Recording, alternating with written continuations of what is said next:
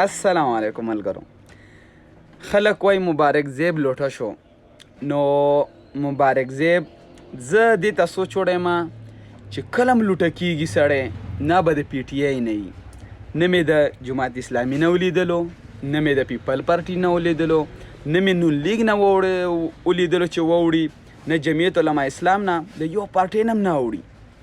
او چې لوټه کېږي بس هغه به د پی ټي آی نه وي. چې څه وجه ده چې راځي لوټه شي وایي د پی ټي آی کس لوټه شو، بیا پسې خبرې کوي.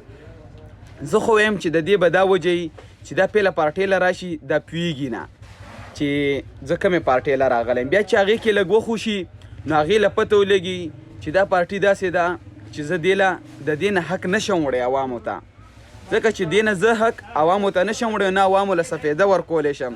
د دې وجې اخر شي لوټه شي نو بیا تاسو ورته لوټه وایئ، نو ډېر د افسوس خبره ده. دا هغه مبارک زیب دی چې تاسو ویل چې دا غوسې دی او نر او بهادر او هغه او دغه، نن دا دې لوټه شو. زه خو یم چې دې دا پارټۍ کې څه چل دی، ځکه چې د پارټۍ نه به داسې حق وړی نه شي او نه به عوامو له فایده ورکولی شي، نو دې وجې نون لیګ له لاړو. کیدای شي همدا وجه وي.